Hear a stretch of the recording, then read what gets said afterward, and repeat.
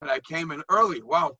So I heard Rabbi Avtzin speaking about a very, very, very geschmack sicha.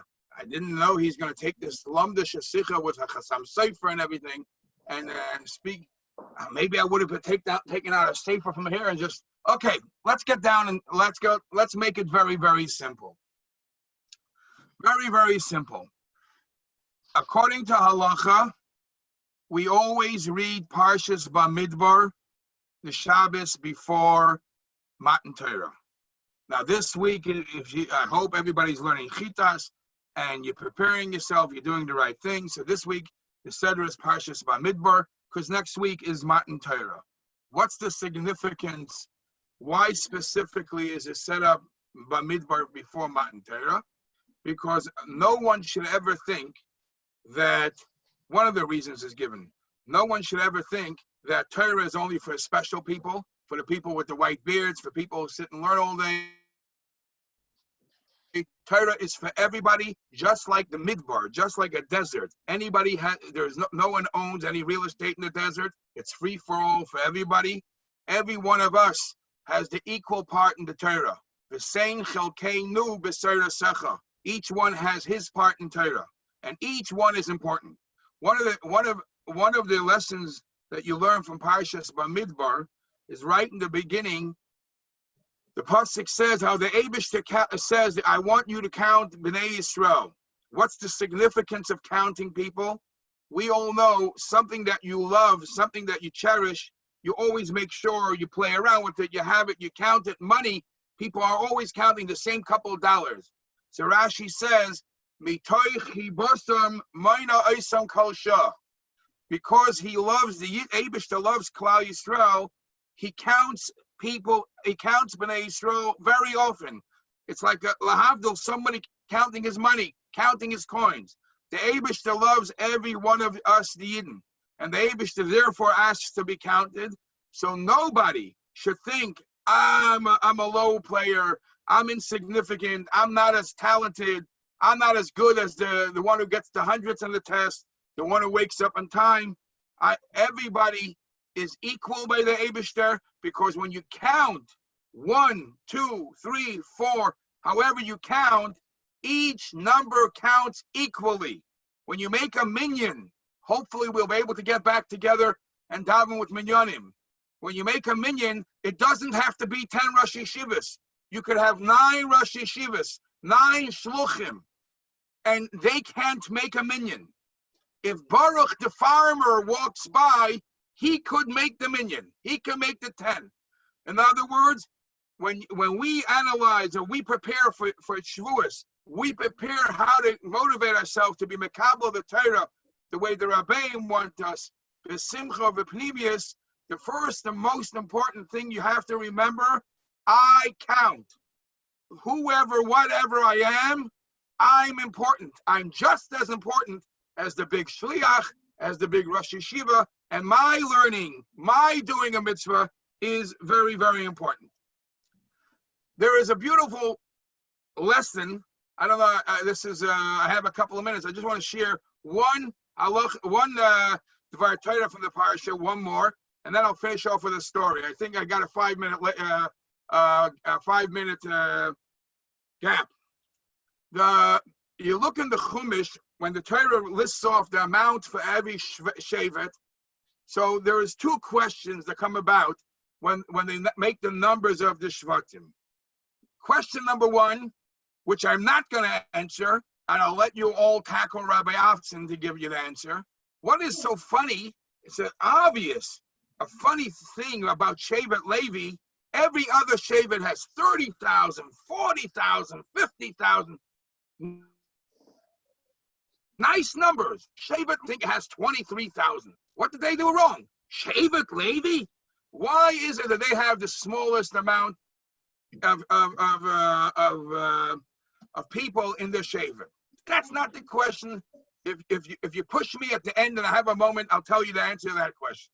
But I want to stress another nekuda about Shevet Levi.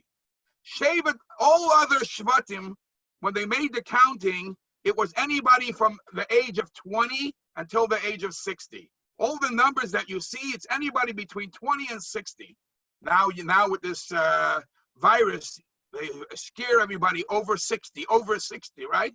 So between 20 and 60, that's who they counted as the final number. When it comes to counting the Shevet Levi, not only the grand total was lower, but they counted them ben chodesh, from a month old. Why was Shevet Levi counted from 1 month old and everybody else counted from 20 years old? So I found two answers, and the two answers are both applicable to me, you, and everyone listening. Answer number one is everybody else, when they were counted, it took them time to be noticed. They have to do something. They have to do torah mitzvahs. They have to be accomplished with something before they could be counted. So until you're 20, you haven't proven yourself. Once you're 20, you've done torah, you've done mitzvah, you've done mitzvahs, and okay, now we can put you on the checklist. Shevet Levi, they were special from the birth.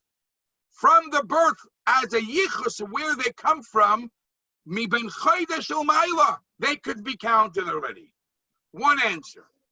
The second answer is given that the regular shvatim, whoever was counted, fine, that's b'toich klal Yisrael. But Shevet Levi, these are going to be the future leaders of klal Yisrael. So if a regular person gets counted from 20 on, a leader has to get his chinuch from kindvais uf, from when he's born, from a month old. Rabbi say, I don't know how many of us are Leviim or Kohanim on this chat, but I could tell you that the Rebbe would always quote what the Rambam says, that it is not only, some of these inyanim are not only applicable to real Leviim. Anybody who dedicates his life to Torah, anybody who dedicates his life to mitzvahs, to shlichus, to chasidishkeit, he is Shevet Levi. So again, these 2 points. If you commit, you're a good bacher, you're going to yeshiva, you're learning, and you're zooming, gam zoom l'toiver, you do all the good things, and you learn, you should know that you are counted not only when you prove yourself. A Shevet Levi is counted mi ben chodesh l'mayla. And second of all, the Rebbe has fused us with the charge that we are not going to be for ourselves. We are going to be future leaders. So a future leader on shlichus, he of course has to start his chinuch mi ben chodesh l'mayla. I'll finish off with a very, very potent story, a short story. The last time I said a story in front of Rabbi Afson, he went on to publicize it in his name. So I'm going to say another story. I'll see this is even better than that one. The story, we all know there's a veteran shliach. I think he needs a refuah shalema in Rabbi Garelik from Italy. Rabbi Gershom Mendel Garelik. Rabbi Gershom Mendel Garelik was a very chassidish yid, and the most important thing by him in his life is to bring people to the Rebbe, and he himself used to come very often to the Rebbe. So the people that he used to be Mekarev, or he was Mekarev, they all got that feeling too, going to the Rebbe. Now they might have not been the most learned people, they might have not been the most even shomer Torah mitzvahs, but somehow they caught this, come to the Rebbe. So there was a family, a well-known family, it's not important now to say who they are, a wealthy family that Rabbi Garelik was Mekarev to Lubavitch. Some of them became frum, some of them weren't that frum. Very simple, not frum, but they were wealthy people, Bali Tzedakah. So Rabbi Garelik used to come for Simchas Torah, I think. So this Balabas, who was clean-shaven, who didn't wear 4 pairs of tefillin, didn't even wear, I don't know if he wore Rabbeinu Tam's tefillin, also came for Simchas Torah. We're talking about in the 60s or the 70s, okay? In the Chafs or in the Lamids. One time during those Hakafas, the Rebbe turned around, and the Rebbe says, the next Hakafah should be given to those who learned in Taim Chet Mimim. Guess who went to get a Sefer Torah? This guy from Italy, who has never looked at Tomchei Tmimim, goes up and takes a Sefer Torah, and he's going to dance by that kafis. So as he walks by the Rebbe says to him, "Du gelernt in Tomchei Tmimim? Did you learn in Tomchei Tmimim?" So he says, "Yeah." He says, "Yeah." Okay, the Rebbe was a gentleman. The Rebbe will never challenge. And he danced the whole hakafa, and hakafis is over. When hakafis was over, the Bachrim wanted to attack him. You chutz yak. The Rebbe said specifically it's only for people who learn the Tomchei Tmimim. The Rebbe asked you if you learned in Tomchei Tmimim, and you say, "Yeah." You were never near Tomchei Tmimim. Listen to what his answer was. His answer was, Bachrim lach, I don't understand the word of Yiddish. I don't understand the word of Yiddish. I don't even know what the Rebbe asked me. But I was trained.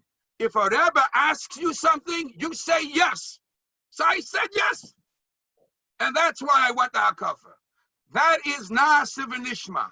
So we are, whatever age we are Shevet Levi. We are the future leaders. We are the future shluchim. You say Na'aseh v'nishma. The Rebbe said what we should do. We are ready to do whatever it is. And I'm sure with this we'll be mekadev the geula b'mheira b'yameinu amen. Thank you very much, Rabbi Wilhelm. A little extra, but it was worth every moment. I see the Bachrim, they're so excited. Shekler for the story. We'll Mirza Hashem say it b'shem oimroi. Today's winner, first raffle. And here we are. We have gallery number 2. We are moving to gallery number 2. And the lucky winner for tonight in gallery number 2. Again, if you are not here by 8:05, I ask you to please turn off your screen. We will trust you that you were there. And we have with us Chaim Simpson, gallery number 3. Number 3. Chaim, where do you live, Chaim Simpson? Muncie, New York. Muncie, New York. Welcome to Yeshivas Erev. I'm going to ask you a question. What was the argument between Moshe and the Malachim? Why the Malachim shouldn't get the Torah? And what was his answer? That he said you have parents, and he said each of the stars of the brace. Excellent. What is your phone number, Chaim? 1-845 845 371 1596. 1596. You are a winner. Now we're going to go to our second winner for tonight. And this is in gallery number 2. Okay, gallery number 2 is on tonight. Let's see which, who is it today? Gallery number 2. And it is Zali Shifrin. What number is this? He's in the office, so no one should say that there wasn't. Number 12. Number 12, that's Mayor. Mayor, where do you live, Mayor? Here. Here where? Right by you. You live in Cincinnati, Ohio. Very, very good. So, Mayor, tell me something that you learned in tonight's shir. I learned about you. That's my son. Thank you very much. I know your phone number, and you will be speaking to your father very soon. Stay by the phone. Okay, good oven to everybody, and thank you, Mayor Avtson, for that answer. Yeshivas Erev USA, 8 o'clock tomorrow evening.